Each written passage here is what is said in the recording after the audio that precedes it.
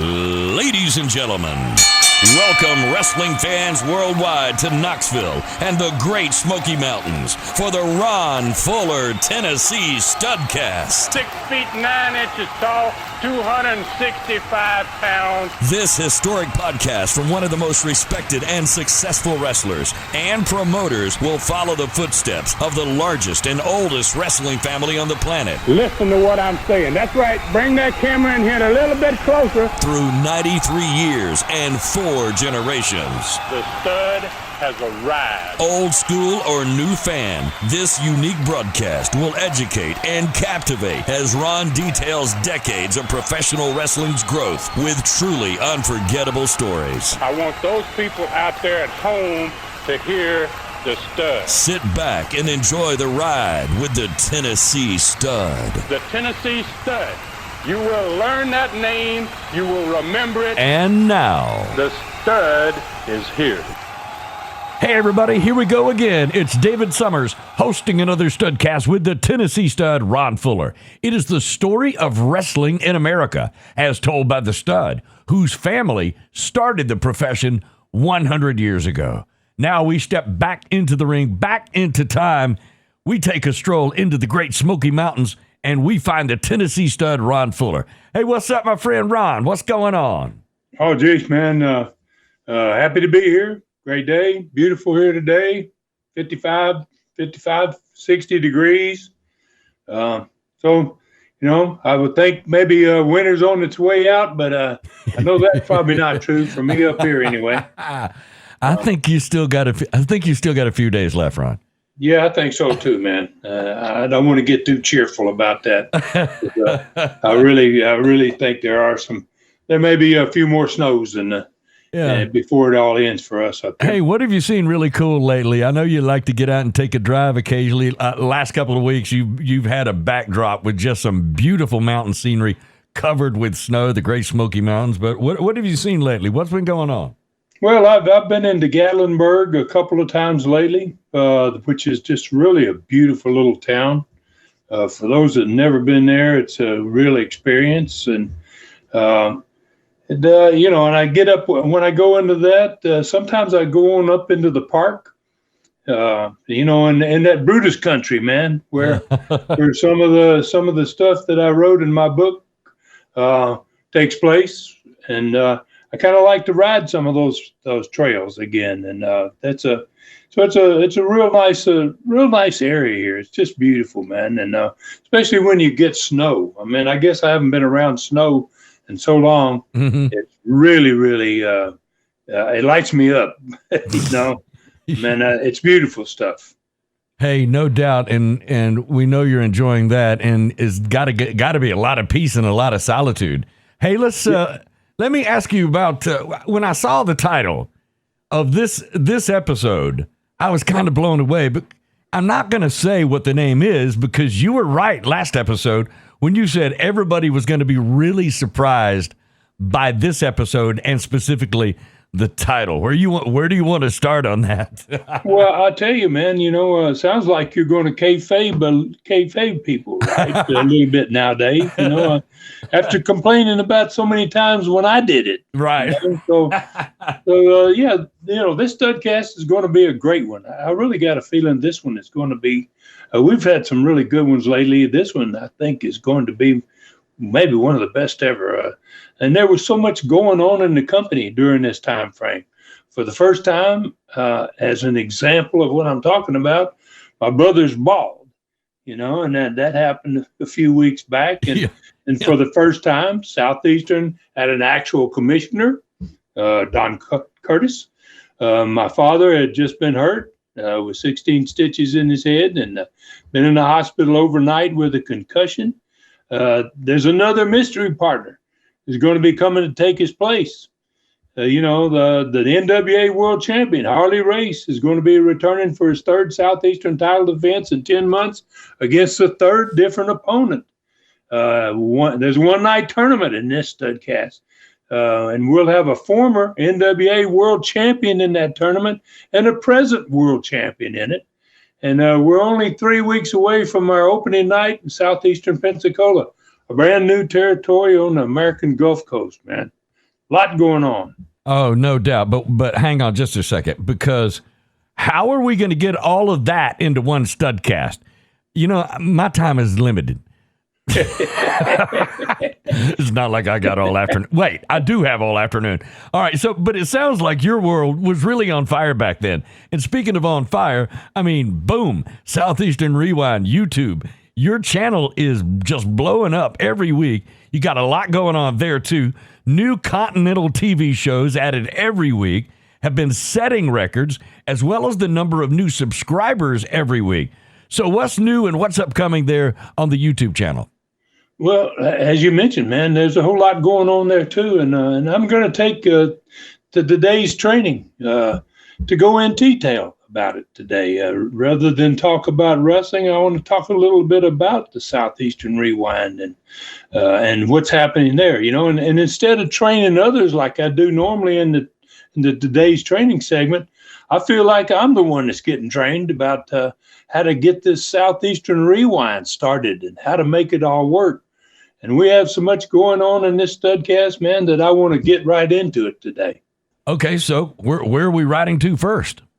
Well, we're going to begin with a very different subject matter than most today's trainings, as I just mentioned. This one is literally today's training for me. I'm going to be the guy getting the training. And, one that I'm experiencing every day right now with my new YouTube channel. You know, I'm having to, I'm going through learning how to build a Southeastern Rewind, this YouTube channel that I have, into something special. And we're going to find out how that's going today. So we're going to discuss that.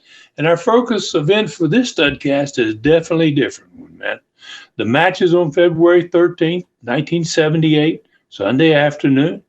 We're different in many ways. I take that back. And I keep saying Sunday because it's always been on Sundays. Mm-hmm. But this one, just to show you how different it is, it's actually a Monday in the Coliseum. The first one in the history of Southeastern wrestling to be on neither a Friday or a Sunday. So this is going to be a Monday.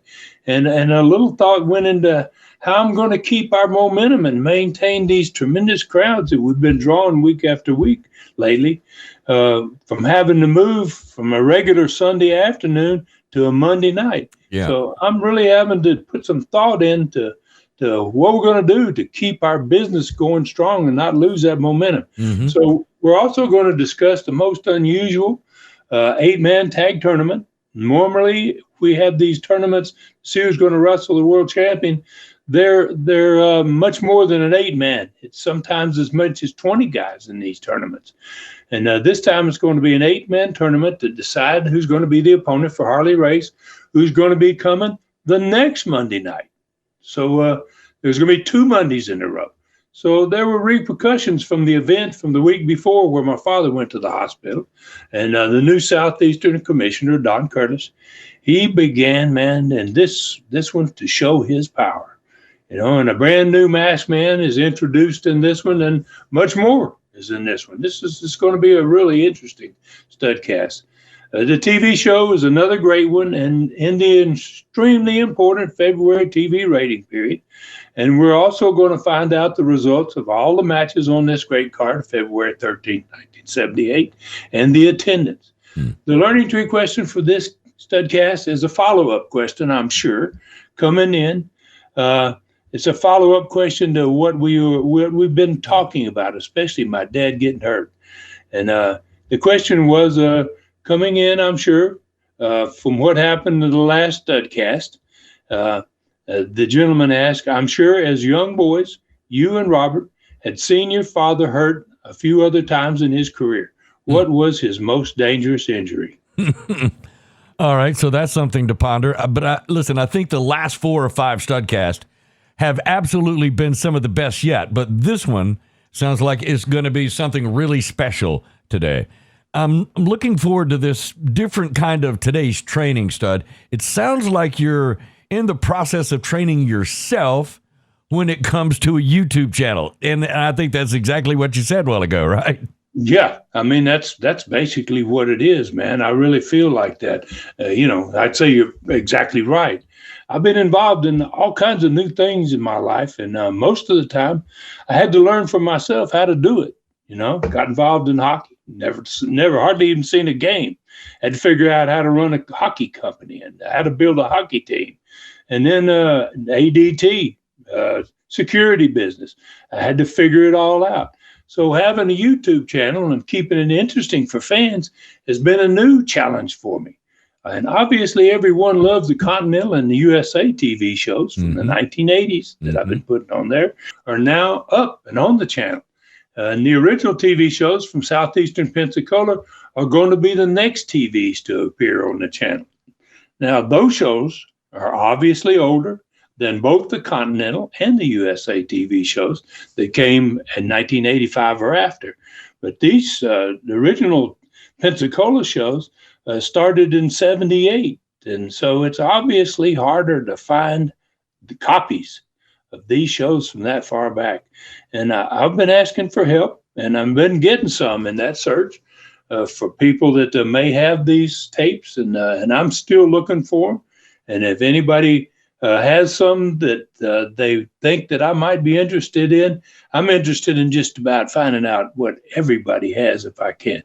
So I'm confident that we're going to have eventually here more shows than's ever been seen before anywhere from Southeastern days, the Southeastern Pensacola days. Yeah. Obviously, we have very little, practically nothing from the Southeastern Knoxville days.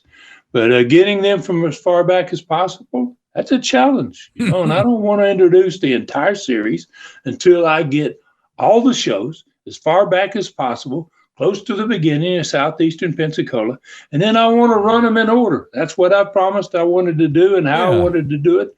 Yeah. And I'm pretty much I'm set to do it. I'm going to make it happen. So I don't think it's going to be long before we're going to be ready to start showing those original Southeastern Pensacola TV shows. But in the meantime, every Sunday, we've been putting up these never before seen YouTube Southeastern Knoxville classic matches, man. Originally shot on film from 1976. They're so far back that some of them don't have any sound, but they're so good that the crowd's reaction, if you watch what's happening in the building, it kind of makes up for the fact that there's no sound on it.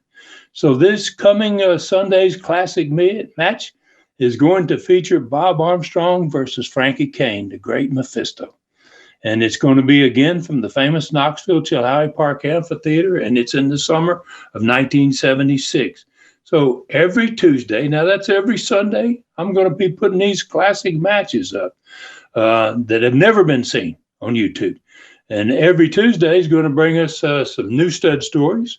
This one, the next one, as a matter of fact, is going to be about, it's up already, in fact. It's going to be NWA champion Dusty Rhodes. And it's a great one. Wow. I mean, it's really a heck of an episode, man. I really had a lot of interaction with Dusty, a lot more than some of the other world champions that I end up wrestling. And as I said, it's already up, went up just a day ago. And I'll be adding a new stud story every Tuesday. And this one, the next one that's going to be coming up is going to be about my journey to Australia, man. And it's going to be about, some of it will be about wrestling. And lots of it are going to be about all those deadly creatures that you can encounter in that country, man. In that continent, man. It's really crazy there. So every Wednesday, we are going to continue putting up the latest Studcast. And many fans, man, have already talked to me and sent messages that they love the fact that now they can get their Studcast on the YouTube channel, too. So, matter of fact, the last 16 Studcasts are on there now, right now. So Thursdays are kind of the fans' favorite, though. That's when these extremely popular, Continental Championship Wrestling TV shows appear. And with that legendary host, Gordon Soley, and I'm considering a few more things each week that would add variety for fans. I'd love to know, as an example, man, how many subscribers would be interested in maybe once a week hearing me read, like a short 10 to 12 minute little segment from my book, Brutus, starting at the beginning of the novel and work my way all the way through episode at a time to to the end of it. So Okay. Well, I got some ideas, my man. no. Okay, Ron, are you going to be sitting by a fire with a sweater wrapped around your shoulders with a pipe reading from the book? Well, I hadn't really planned it like that, to be honest with you, Dave. Listen, But that's not a bad idea, you know. It's a fireside book reading moment with the stud. Hey, listen, I think it's a great idea. A totally different subject matter than wrestling on the channel. I mean, I hadn't even had an opportunity. I haven't read Brutus yet. You told me about some parts that I went through, and I checked up on it because I wanted to be knowledgeable about your book. But at some point, someday, I am going to sit down and read the entire thing. But to hear you read it would make it even better. I mean, have you thought about a way fans could let you know their thoughts about that? Maybe if you do it on YouTube, maybe they'd leave their thoughts in the comments or something. I don't know. What about that?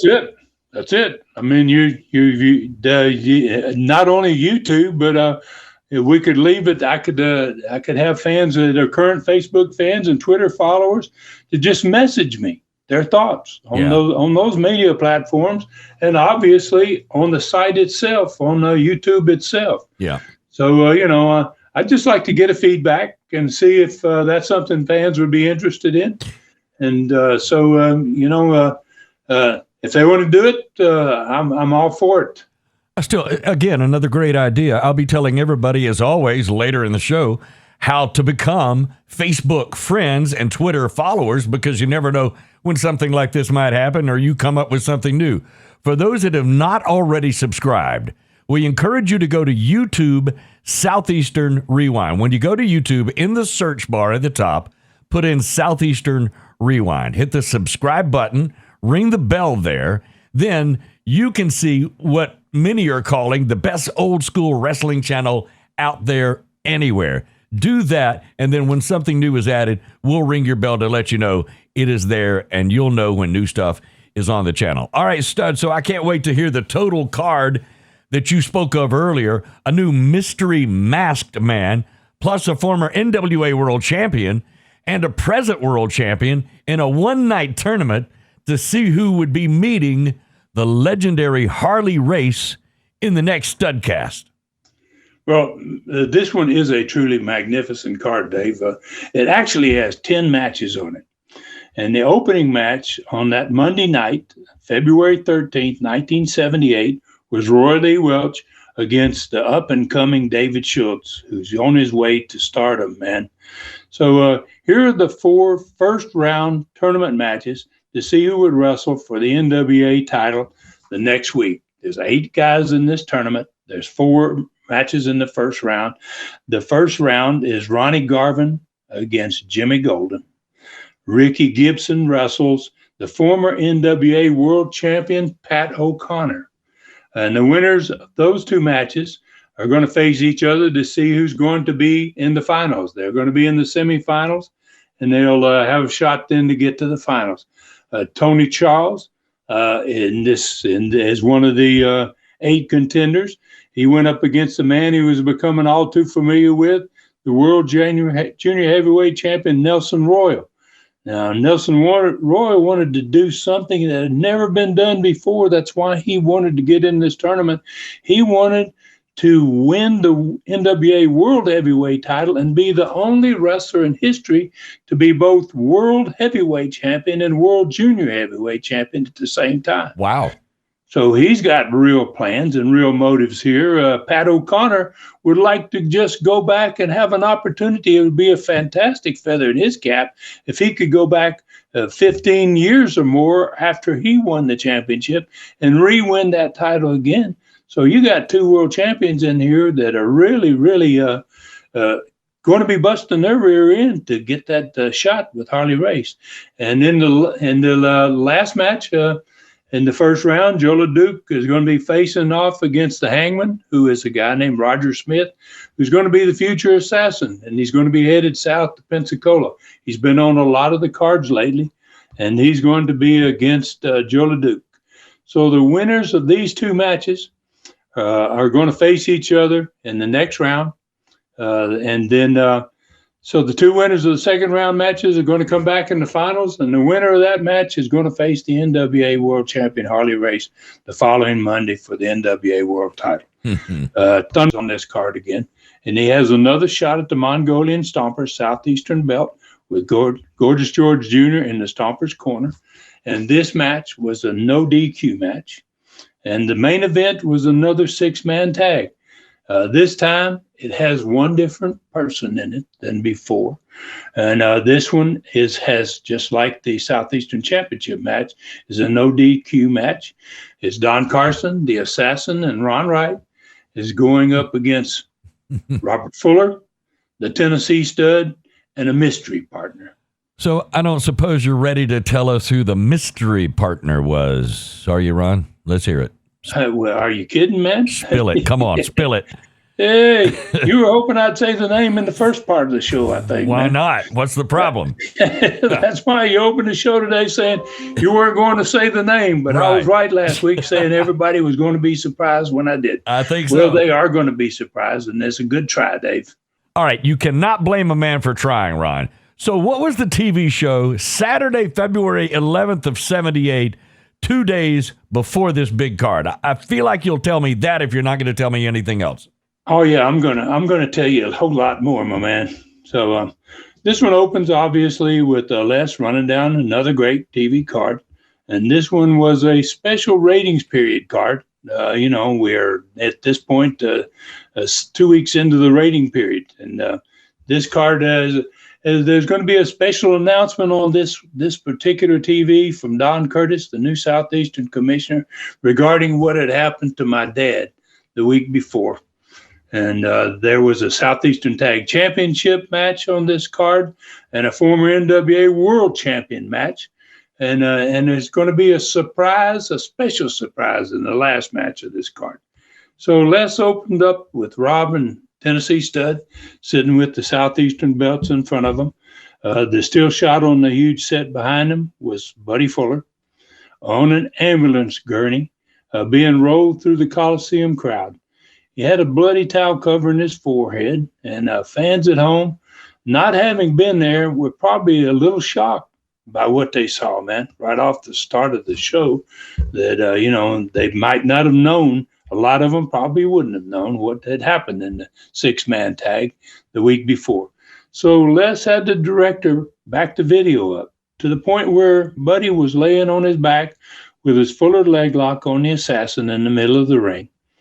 Larry Cheatham, the same wrestler that had his head shaved months earlier on Thanksgiving night in a hair match with Robert Fuller. He's the same guy responsible for Robert losing his hair a month earlier. And he's the guy who had his cartilage torn by Rob on TV just 2 weeks before this television. And all of a sudden, Larry Cheatham, of all people, ends up at ringside on crutches right at the end of the match. And my dad's on his back with the winning hold on the Assassin.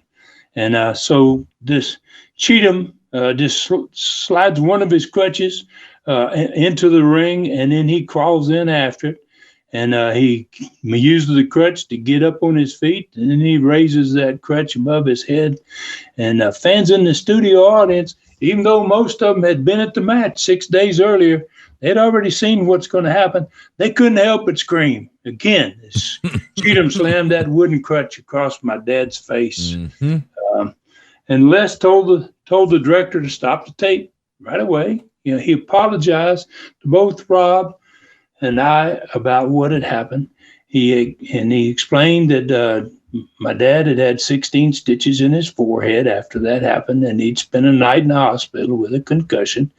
And he watched another little shortened piece of that video of the Coliseum crew attending my dad, who's laying there unconscious at that point.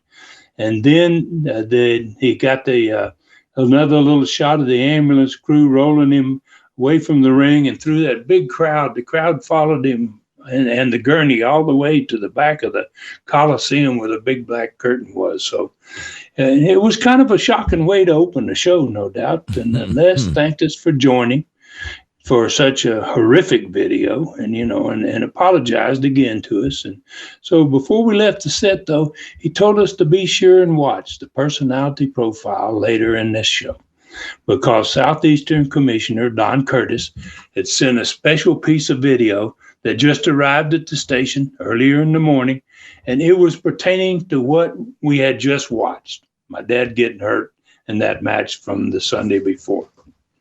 So what Les didn't say was that Don Carson had called him a couple of hours ago before TV started and told Les to change the normal format of the show, to put the personality profile on right before the last match of the TV instead of its normal spot, which was after the second match, and to show the video he sent to Ron Wright, Don Carson, and the Assassin during that profile. So we didn't know that. Les didn't tell anybody that, but he did tell us that we should be watching this personality profile. So we went to the ring. We were in the first match on the card that day. We were defending the Southeastern tag belts against two pretty darn good wrestlers at this point, David Schultz and Eddie Mansfield. Wow. We weren't rats and two slouches. We had some competition. And they were pretty darn strong TV opponents, and they're both soon going to be on their way to Southeastern Pensacola territory, and they're going to do well there. All right, what's up here? It seems like you're changing the format. So what's coming, Ron? Pandemonium, Dave. That's what's coming. Pandemonium. Pandemonium, man. All right. All right. All right, I have no doubt about that, Stud, because it tends to happen. But talking about Schultz and Mansfield, the team you just wrestled and mentioned, you were right about that. I mean, because having lived down in the Southeastern Pensacola area and watching TV shows every week when Southeastern started, those two were going to really become stars. I mean, big time. So who was in the first interview? Well, Gorgeous George Jr., I mean, obviously we beat those guys, and then Gorgeous George Jr. brought the Mongolian Stomper to the set, and Stomper brought with him that big old truck shock, and he was cranking away on it behind GG. Thunderbolt Patterson was in Studio B. There were some really strong words and actual threats from GG, which he rarely got this bold about what he was going to do and have his Stomper do. He told fans of Thunderbolt to be sure to come and see him tomorrow, or Monday, which was 2 days later in this case. Be sure to come and see Thunderbolt to say goodbye, because it was going to be the last Southeastern match ever for Thunderbolt. Joe LeDuc set the studio on fire, entering for the second live match. He defeated two opponents again, as always, both with bear hugs. The next interview had four of the wrestlers that would be involved in 7 of the 10 total matches on the card 2 nights later in the Coliseum. The winner of the tournament would meet Harley Race for the NWA World title. Joe LeDuc led things off, man, followed by Ricky Gibson, Jimmy Golden, and finally Tony Charles. So there were 4 of those big baby faces, man, in the tournament that all had an opportunity to say a little bit about the upcoming match for them 2 days later.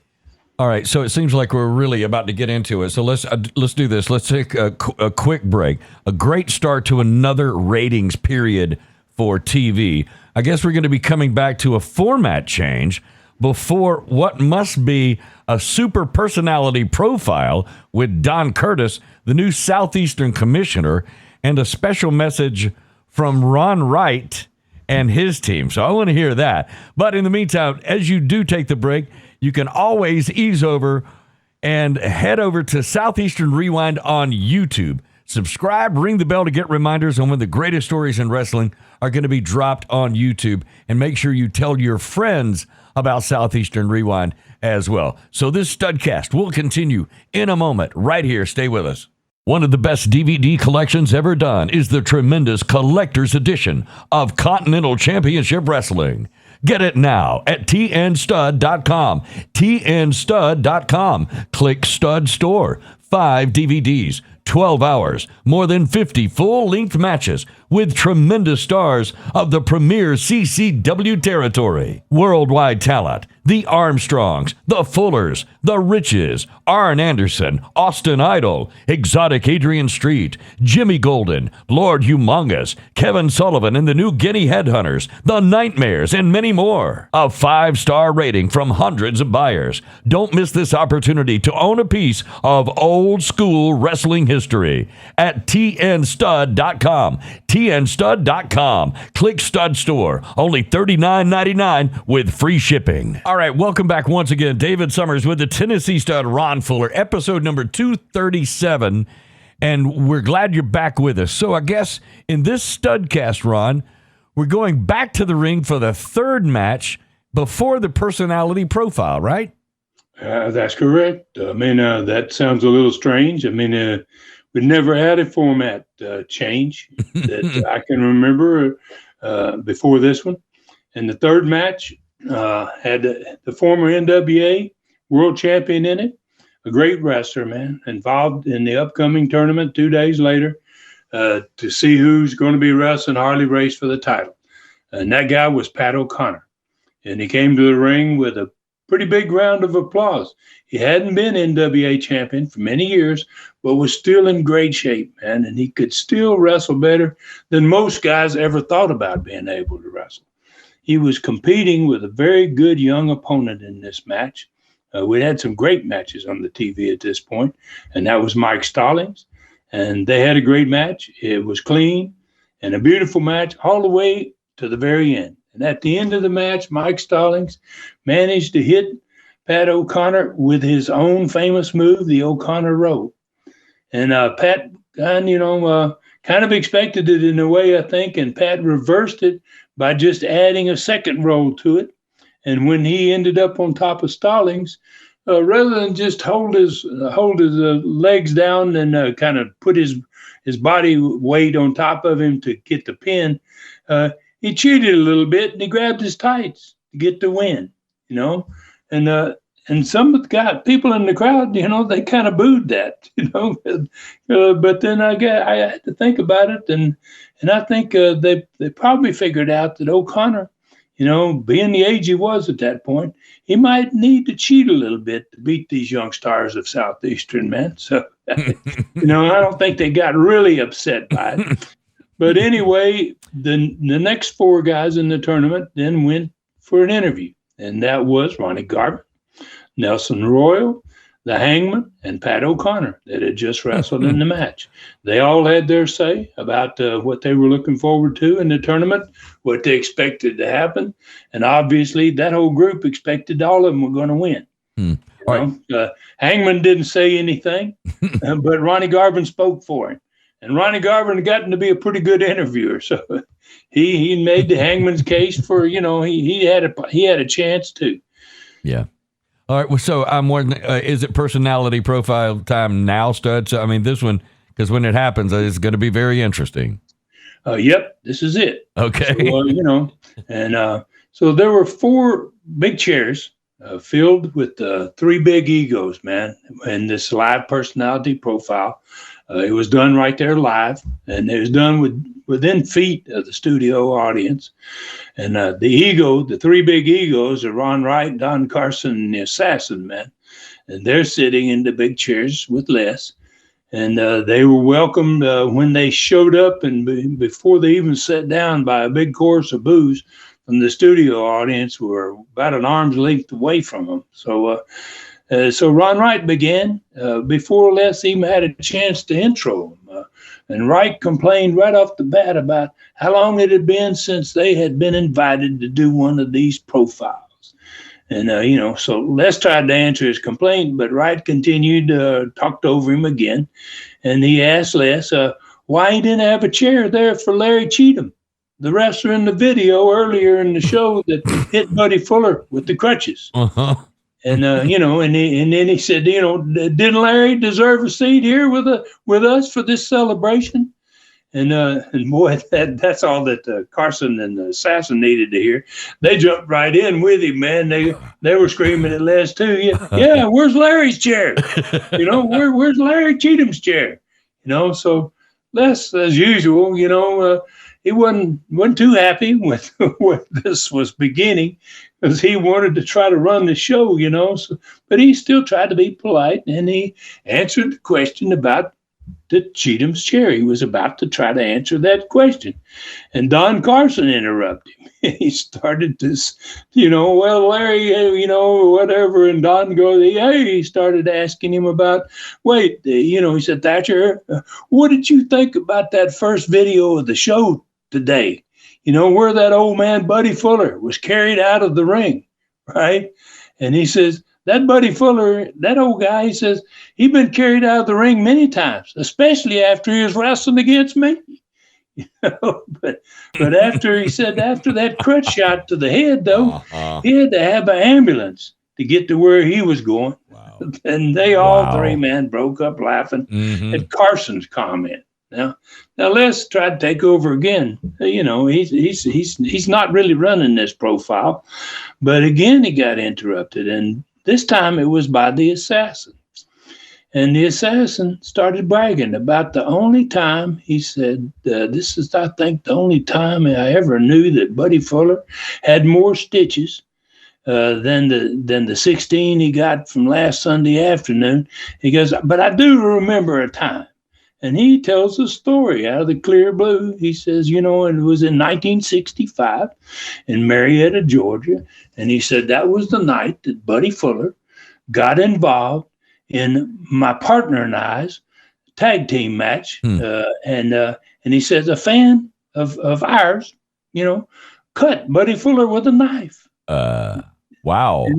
And he said, so bad that he had to get 65 stitches to put him back together that night. Good God. Much more than the 16, right? Yeah. Well, then all three of them busted out laughing again, and they started talking to themselves, about, I think Carson saying, well, I never heard that one, man, and Ron Wright, yeah, well, they were just started talking to each other as if Les wasn't even out there.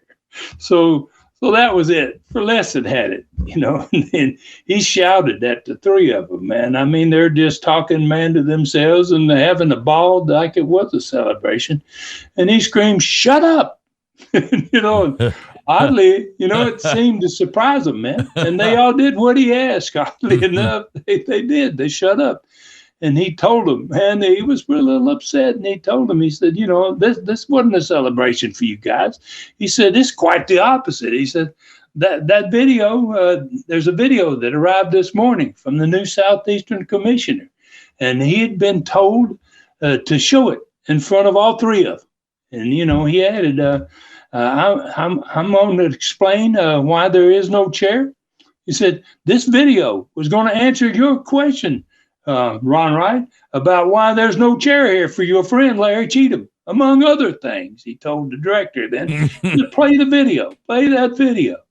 So it was one of the reasons I'd chosen Don Curtis as Southeastern commissioner.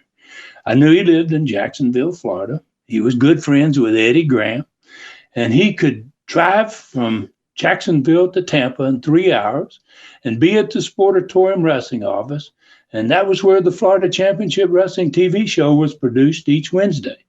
So he had seen what had happened, and he drove over there and was there when they were filming the Florida Wrestling show on Wednesday. And I knew that they were going to allow him to cut videos whenever I asked. And, and like the one that he was about to air on Southeastern with, he started this one with another one of my great friends, the great Gordon Soley, man. So Southeastern fans, basically they were transported from Florida instantly, man, from right there in Knoxville back down to the state of Florida via videotape. Mm-hmm. And Gordon Soley opened it up, and he said hello to fellow commentator Les Thatcher and to the Southeastern wrestling fans. And then he quickly introduced Don Curtis as the newly installed Southeastern commissioner, and Don took it from there. And you could have heard a pin drop in that Southeastern studio. Wow. I mean, that crowd got silent. Wow. And so Don started off by saying how disgusted he was to hear about and to see what had happened in Southeastern wrestling the last Sunday.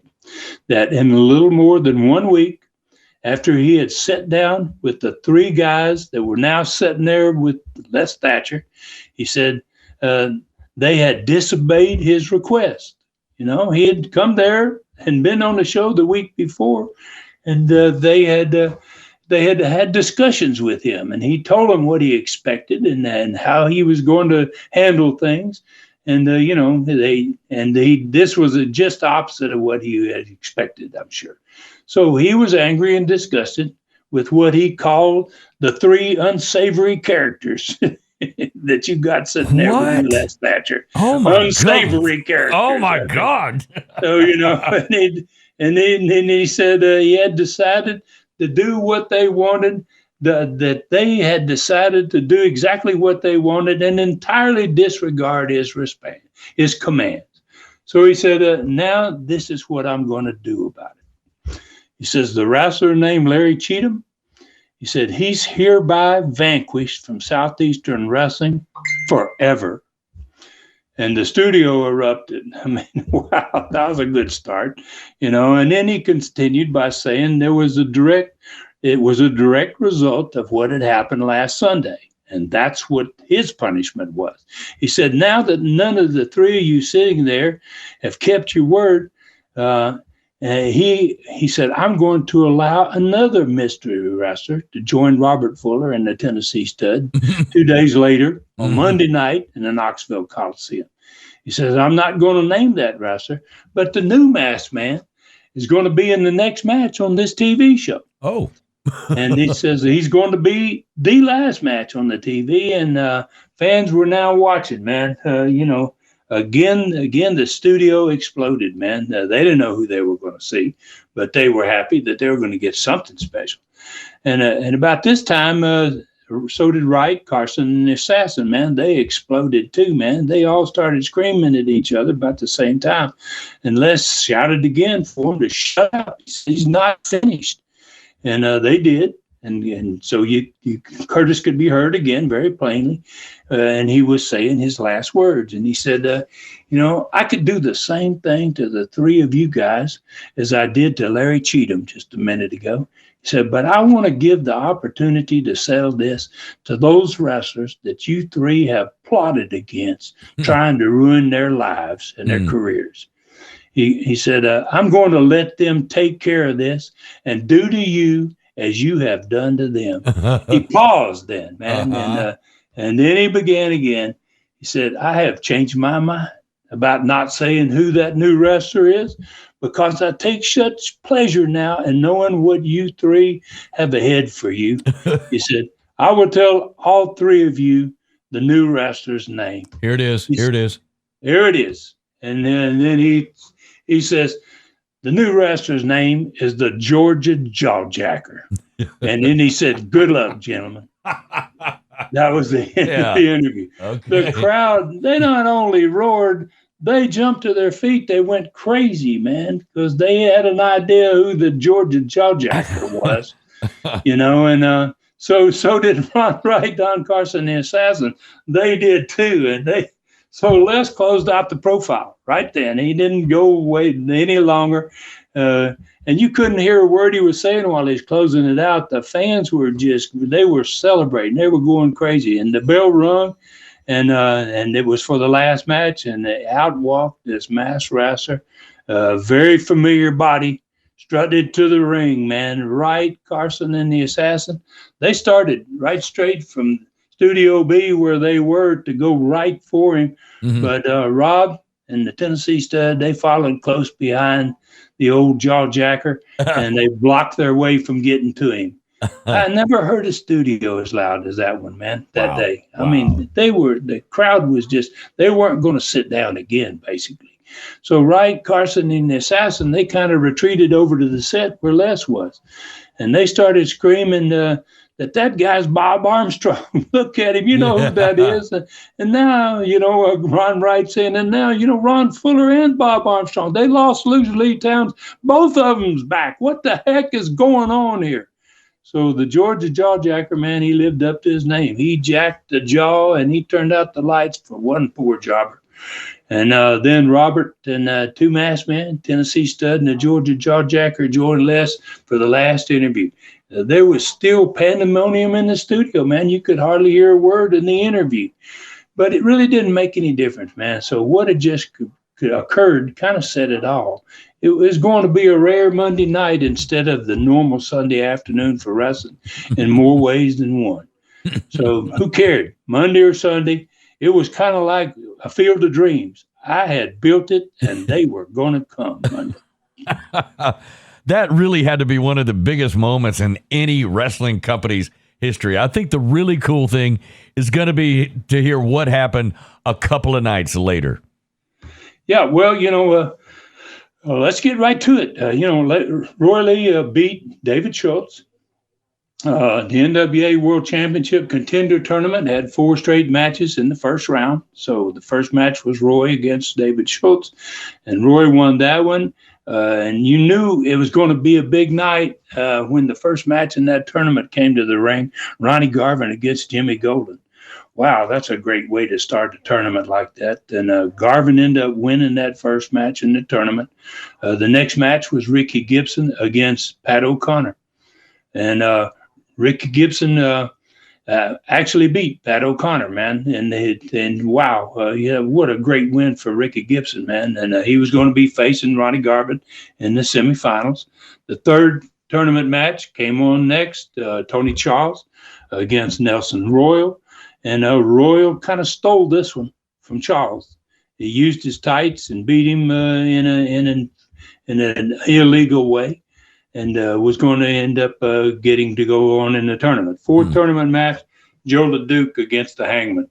And Joe LeDuc, my gosh, he made short business of the Hangman. Joe LeDuc was kind of primed, man. He was ready for this opportunity. And Joe was going to meet Nelson Royal in the semifinal match. Ricky Gibson was going to go against Ronnie Garvin. So 6th match of the night was that Ronnie Garvin match against Ricky Gibson. Ronnie won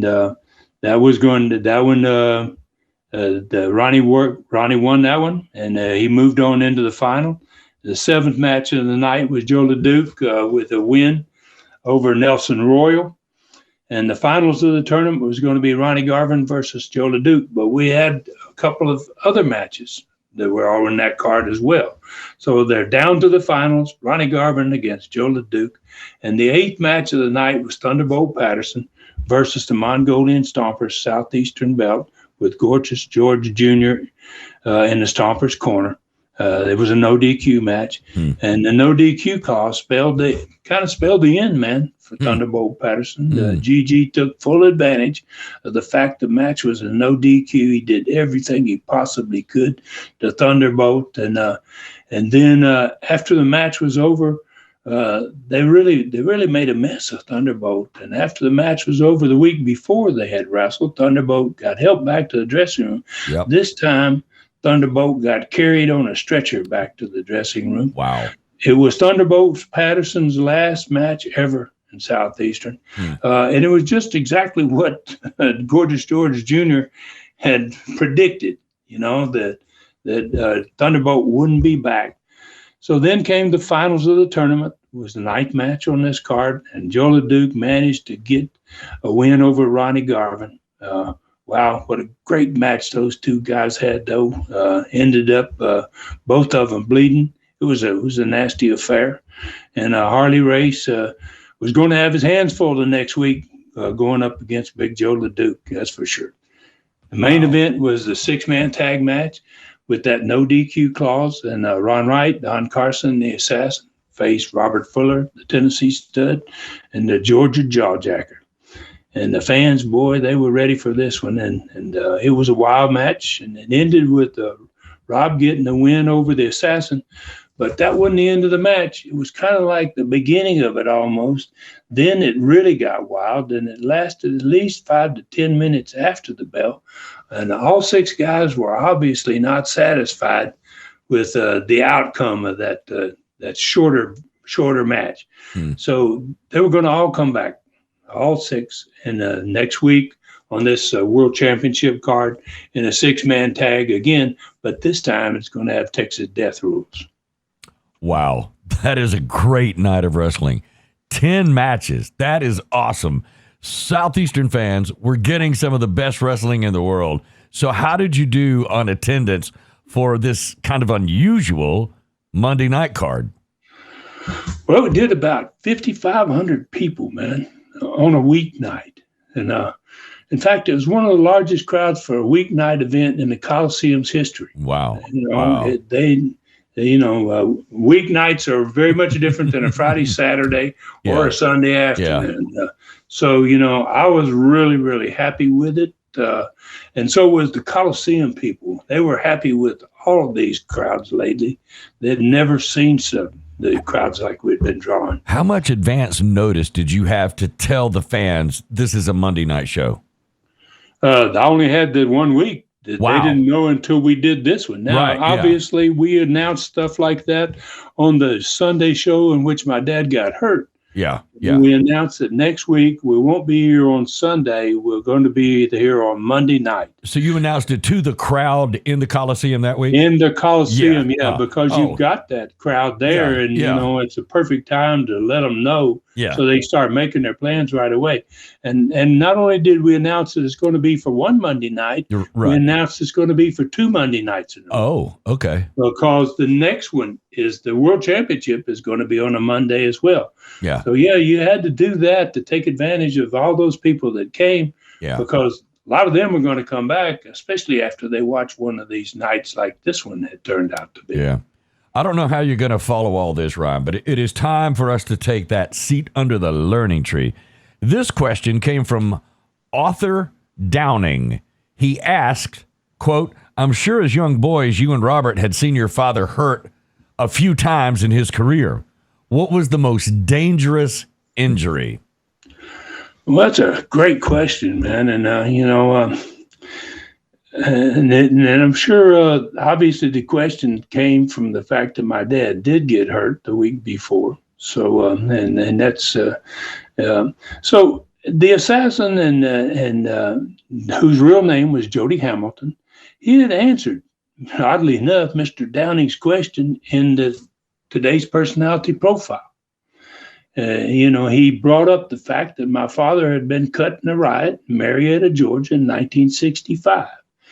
And I remember Rob and I getting up on a Sunday morning back in 1965 after my dad had wrestled the night before in Marietta and coming to the breakfast table, and he was taped from the bottom of his right arm down to his waist.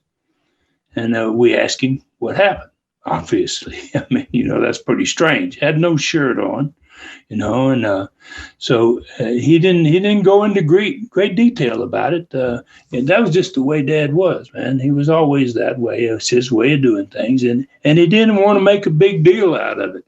I think about the only thing he said is, "Well, boys, I had a little run in with a knife, and I got 65 stitches in my side here today." Wow. Yeah.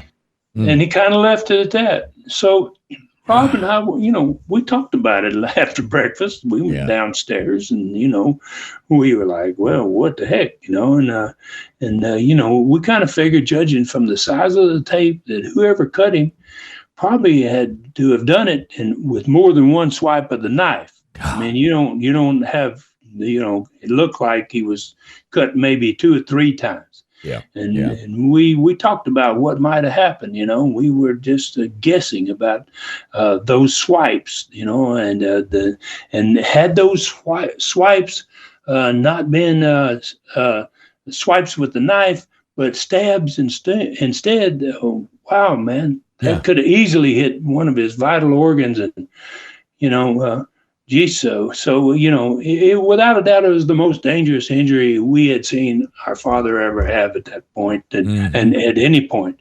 And it could have easily been his death if the guy decided to stab him a couple of times rather than cut him. So that was the way wrestling was back in that day, especially in the South. And so actually, I got cut myself by a fan in Panama City, Florida. Wow. Yeah. Just a few months after this time frame. Yeah. 12 years after my dad did. Yeah. But in 1978, in this same time frame, summer of 1978, I got cut by a fan, Panama City myself. So I have to tell a little quick story here, Dave, before we end, man, about my dad's injury that says kind of a lot about who he was, man. So less than a week after this happened, with stitches still in his side, he wrestled in the Atlanta auditorium. He still had 65 stitches in his side. He taped his side up and he went out and wrestled. I mean, and he was part owner of the territory. That's probably one of the reasons he did it. And the second was he was getting very close to this showdown, which was only a couple of weeks away against a wrestler named Mario Galento. They were going to be in a match refereed by the undefeated world boxing champion, Rocky Marciano. And that huge event was going to be held in the largest venue in Atlanta at that time, the Ponce de Leon Baseball Stadium. So there's this huge event, basically about 2 weeks away, and he's wrestling Galento. So that night, Rob and I stood on this huge stage. The auditorium had a massive stage. It was probably 200 feet across. And then we stood on one side of that huge stage in the auditorium, and we watched Dad's match. And he was wrestling another opponent other than Mario Galento, obviously. And there had been a lot of publicity in the papers that during the course of that week. Dad was a pretty important figure and a pretty big name in wrestling in Atlanta, that he had been cut by a fan. And, and he still had the stitches in his side that night, and he just had tape over them, just basically to protect the cuts.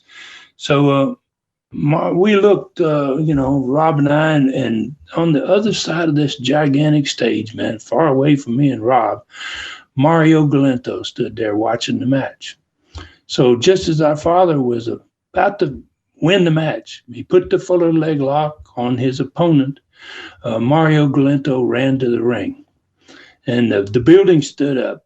They had been having this long feud, man, for months and months, and it had come down. It was coming down to a head in the big baseball stadium.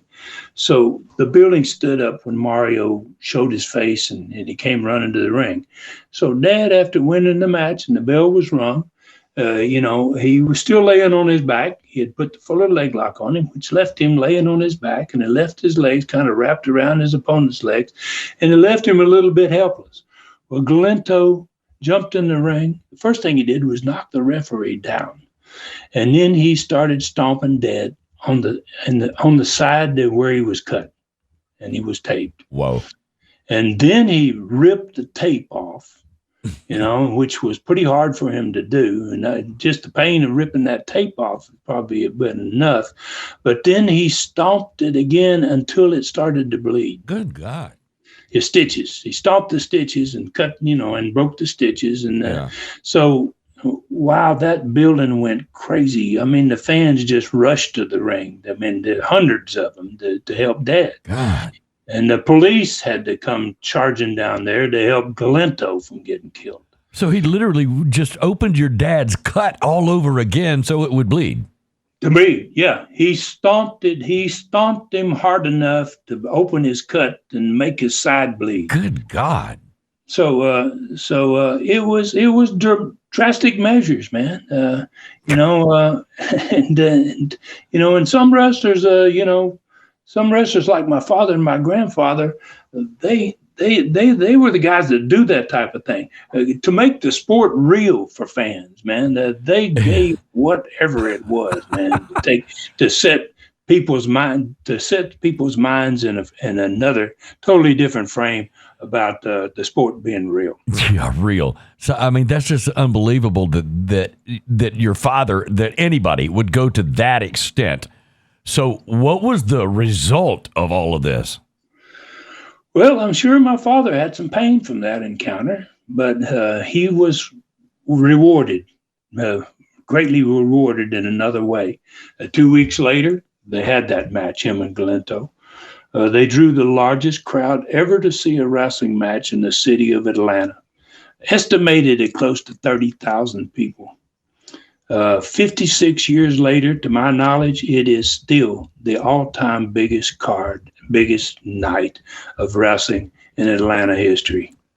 Holy cow. All right, you are on a roll, Ron. This has to be another one of the all-time best Studcast, no doubt about it. Okay, folks, on Facebook, do not friend request the Stud on his Ron Fuller Welch Facebook page. It has a maximum of 5,000 fans. It's been full for years.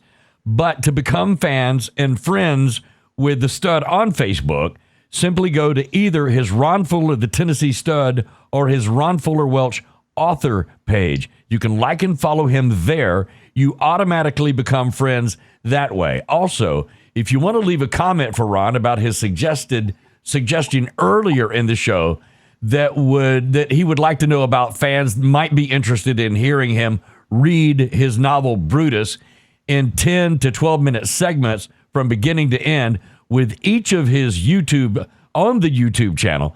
If you're a friend and you want to comment on that, message him from any of those 3 pages. And by the way, when something is posted on one page, it goes on all 3. So if you're friends on one of the pages, you'll stay in touch with everything that's happening with Ron.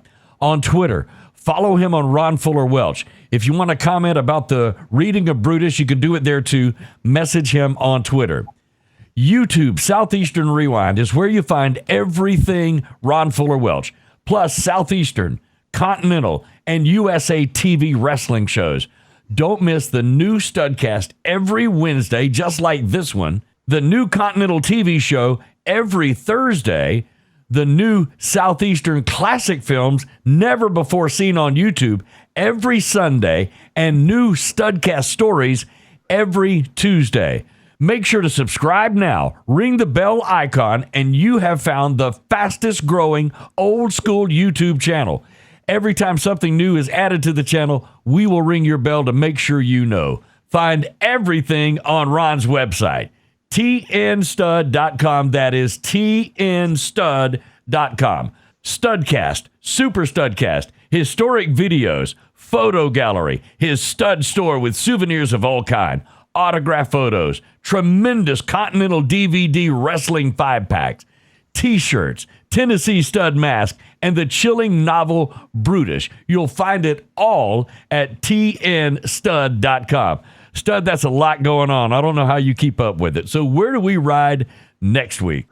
Well, in the today's training next week, we're going to be only about 2 weeks away from the first night of Southeastern wrestling in the new territory down there, Pensacola, Dothan, all that part of the country along the Gulf Coast.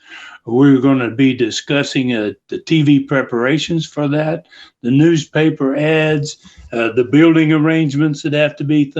We're going to train people in how to get set up to run an actual event, and we're about to open a new territory. So then we're going to move, and after that's over, we're going to go back into Knoxville, and then we're going to welcome the NWA World Champion Harley Race for his 3rd visit. We're going to also welcome another world champion, Nelson Royal, who's going to be defending against the man that gets closer to beating him every time they wrestle, and that's Tony Charles. The 6-man war is going to continue between the 2 new masked wrestlers and partner Robert Fuller against Ron Wright, Don Carson, and the Assassin. We'll talk about the TV. We'll talk about the results of those matches, and we'll also talk about the attendance. And the Learning Tree has another great question next week. With so many great wrestlers headed to Southeastern Pensacola, who was coming into Southeastern Knoxville to replace them? So, I want to thank everybody listening today. I thank you for joining us again, and welcome to those that may be listening for the first time. And please tell your friends and family about us. Be sure to take care of yourselves and others, and may God bless us all. For Ron Fuller in the Great Smoky Mountains, I'm David Summers saying thank you for listening. Find me at davidsummersproductions@gmail.com. This Studcast is a David Summers production for Tennessee Stud, LLC.